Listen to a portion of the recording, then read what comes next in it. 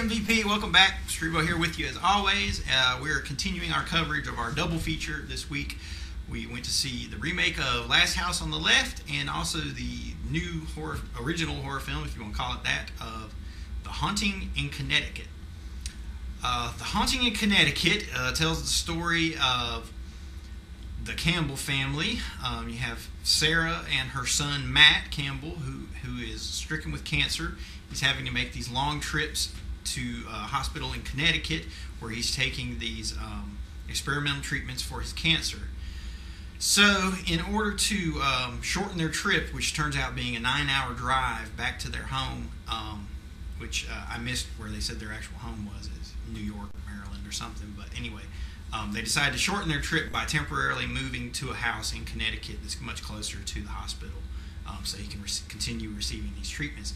Once they move into this house, strange things start to happen where they think the house is haunted. First, Matt ends up seeing these strange apparitions, and at first nobody believes him because he's kind of out of his head anyway because of due to the cancer treatments that he's been receiving. Everybody kind of just thinks he's going crazy.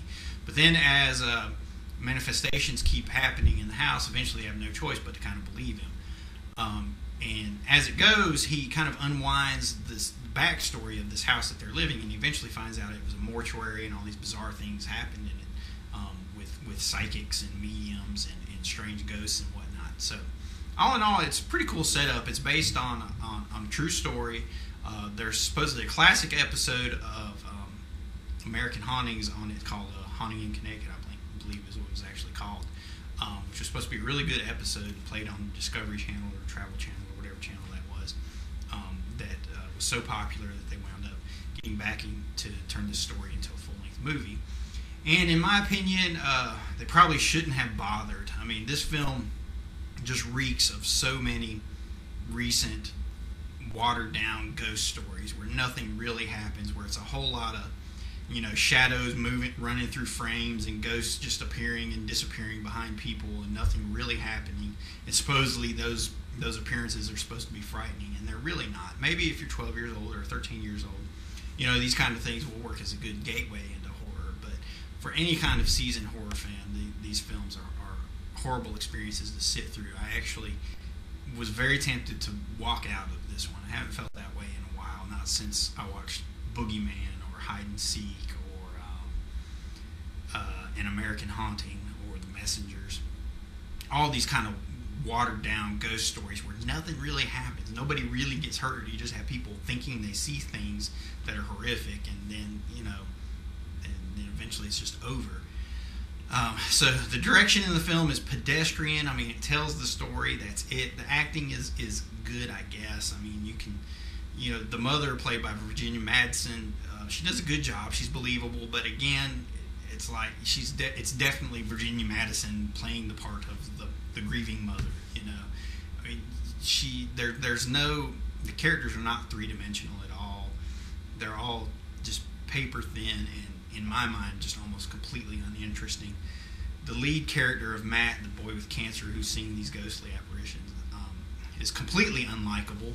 He's completely unlikable. Characters are always defined by their actions, and because he has cancer, he's always sick through the movie, but he's also very whiny. He's mean to his family, and all these things. He never really does anything to redeem him as a character as it moves on, so it's just not interesting at all. All the scares are telegraphed. It's all things just appearing in mirrors or around the corners or in the shadows and disappearing. Nothing really happens. I mean, some of the visuals are kind of cool. The way the film opens with the set of photos of the dead people, I don't know if those are old mortician photos or what, where they actually pose them in the coffins or pose them with family members. That was genuinely creepy. That was really creepy, but that's as creepy as it gets, because all those things are thrown out of the movie and kind of pushed to the side. The prominent feature in the trailer was the boy with the ectoplasm coming out of his mouth, which was cool. It was cool the way it was handled in the movie, but it's not really a feature in the film. It's a moment that was kind of pivotal to the plot, in that it's kind of the result, the cause, the catalyst for these hauntings and whatnot. But it barely even shows up in the movie. I thought that would have been a cool kind of visually engaging way to inject kind of supernatural elements into the film and use it more throughout the film, but they never did. It's really basically just in one scene, one moment. So you're left with the rest of the film is just really a by the numbers. Let's just kind of keep creeping around the corner, and we see a ghost, and we're scared, but nothing really happens all the way up to the end. So not recommended at all. It's going to get this film gets the lowest rating I've given any film in our MVP review series. So on the Strebo Screamometer, we give the Haunting in Connecticut a 4 out of 10. 4 out of 10 screams, which is horrible. Not recommended. Do not see it. However, I will give you the caveat. You can add the emo bonus to it. You can easily add a 3-point emo bonus, where if you are 16 or younger, qualifying as an emo, add 3 points to it, because you'll probably think it's really, really cool.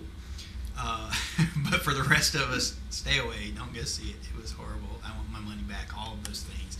It was a piece of you-know-what. But, yeah, so until next time, MVP, go watch something that's actually really scary, like The Changeling or The Haunting by Robert Wise, or Toby Hooper's Poltergeist.